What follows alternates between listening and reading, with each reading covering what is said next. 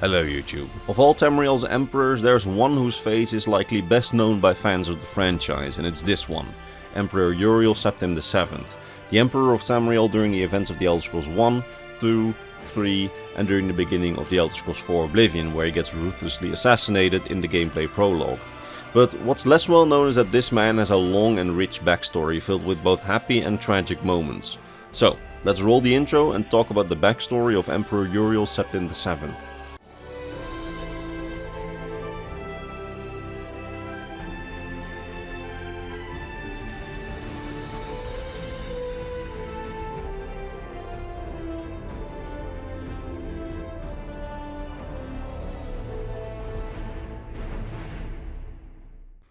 So, Emperor Uriel Septim VII. He was the 21st Emperor of the Third Tamrielic Empire, or the Septim Empire, in its final years, and he is the Emperor of the Empire during most of the mainline Elder Scrolls series, from the Elder Scrolls 1 Arena to the Elder Scrolls 4 Oblivion.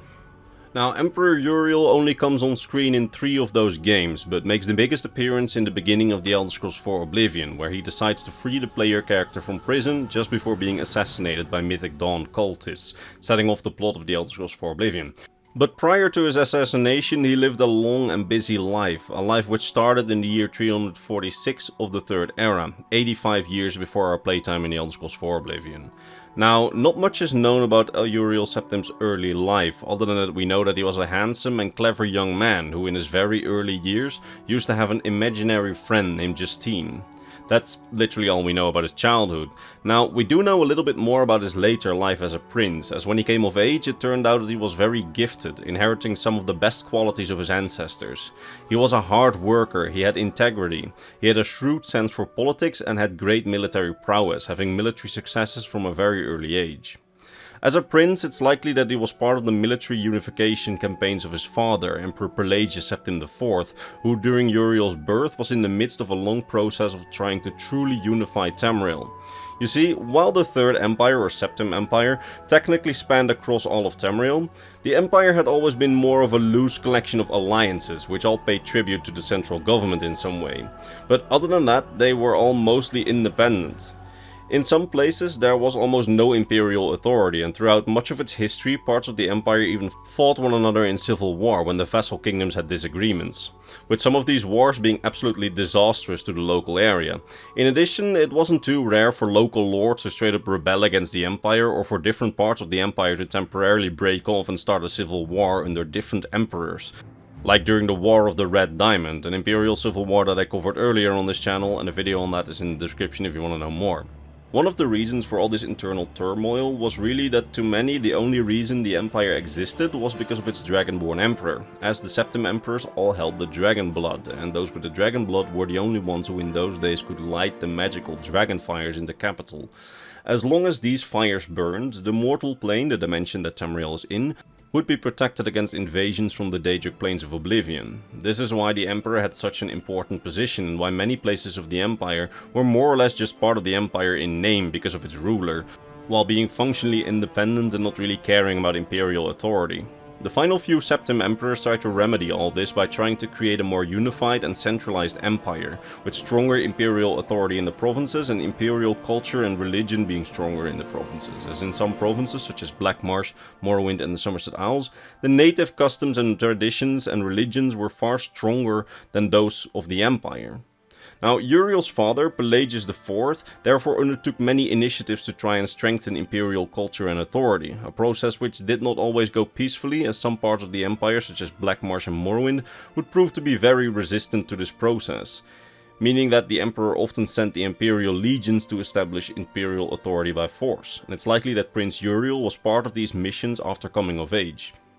Now, this process of unification continued after Emperor Pelagius IV's death in the year 368 of the Third Era, 65 years before our playtime, with Prince Uriel Septim inheriting his father's throne and being crowned Emperor Uriel Septim VII.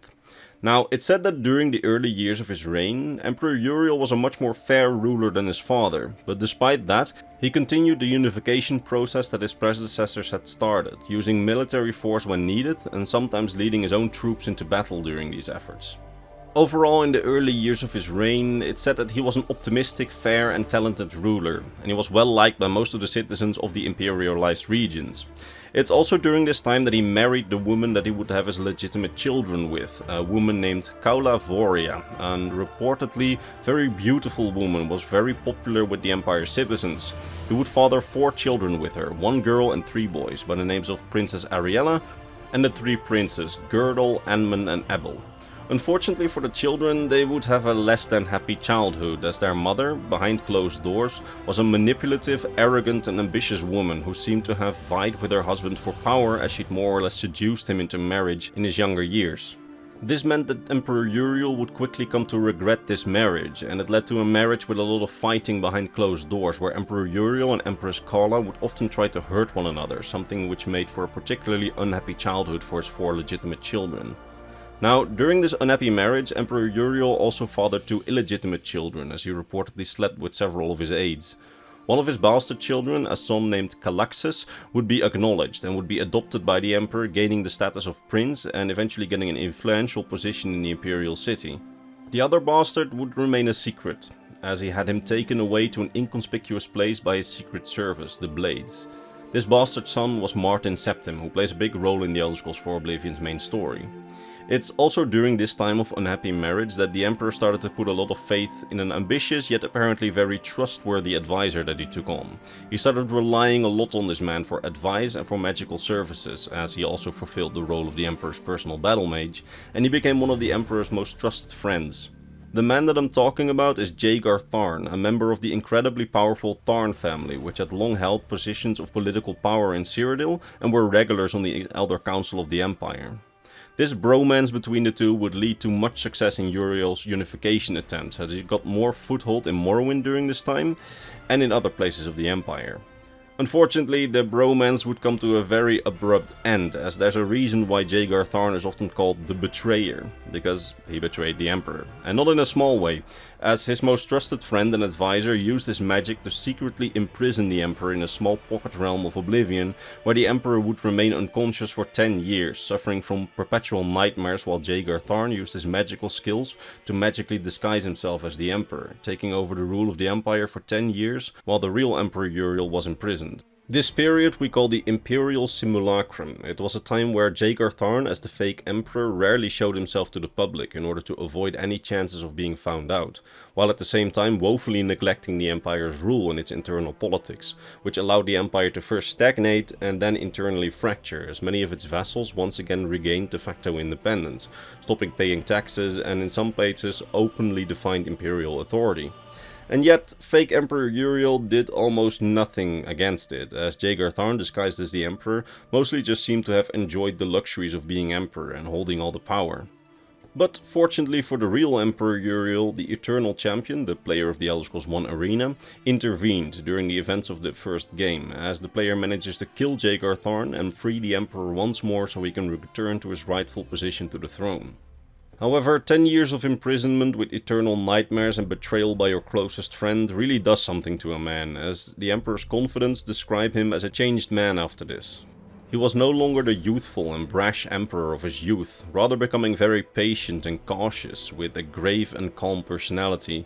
He seemingly wasn't particularly paranoid or anything like that, but he did become very pessimistic and often dealt with things clandestinely, under the table, using the Blades, his de facto secret service, to silently deal with problems across the Empire and influence political relations, instead of the brash military campaigns and grand political gestures that he employed in his youth. It's during this time of his reign that the Elder Scrolls II Daggerfall and the Elder Scrolls III Morrowind take place, and in both cases the player is sent somewhere silently on orders of the Emperor to solve an issue. In the Elder Scrolls II you're sent to High Rock as an agent of the Emperor to solve some rising tensions, while in the Elder Scrolls III Morrowind you're a prisoner the Emperor sent to Morrowind, where he has the Blades aid you in becoming the Nerevarine of Prophecy to deal with the threat of Dagoth Ur, and possibly also with the ulterior motive of you getting rid of Morrowind's living gods, the Tribunal. Now, how the Emperor knew that this random prisoner he sent to Morrowind was a sort of chosen one, we don't really know, although it's likely that the prisoner in some manner appeared in the Emperor's dreams. as Emperor Uriel, seemingly after his imprisonment in Oblivion, often had strange and future-revealing dreams, which is likely the reason that he sent the Nerevarine to Morrowind in the Elder Scrolls 3 and why he saw his own assassination coming in the Elder Scrolls 4.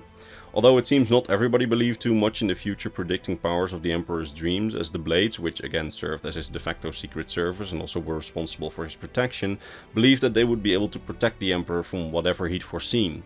However, this was not the case, as we find out in the Elder Scrolls 4 Oblivion's prologue, because earlier on that fateful day when our gameplay starts, the Blades and the Emperor had gotten reports that his children had all been assassinated by Daedric cultists of the Mythic Dawn, meaning that publicly known he had no living heirs left.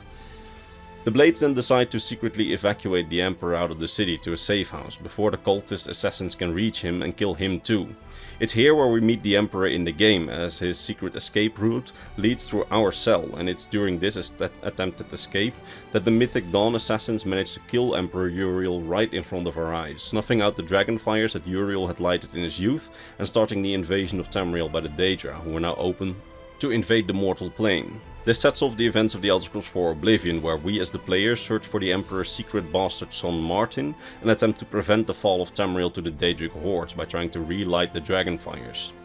And that is the backstory of Emperor Uriel Septim VII, and I sincerely hope that you enjoyed this video and that I managed to teach you something new about the Elder Scrolls lore today. And if I did, why not return to the next Elder Scrolls lore video, probably next week, and subscribe to the channel, would really help me out. Also, if you want to know how this story continues, I made a video on the life of Martin Septim, where I covered the early life of the bastard son of the Emperor that we meet in the Elder Scrolls 4 Oblivion, and his later life. So, hey, watch that video if you want, it's in the description of this video. Now, all that remains for me to be done is to thank my top Patreon subscribers, Mr. Bernardo Binda, His Soul, Gabriel Binda, Athena Iodis, Doji, Fenrir, King Chris, Pavel T, Penta McGuire, Volkir of Argonia, Leo Worley, and Sword of Bushido. They and all the others on screen keep this channel alive, and for that I'm eternally grateful. That said, I will see all of you in the next Elder Scrolls lore video. Bye bye.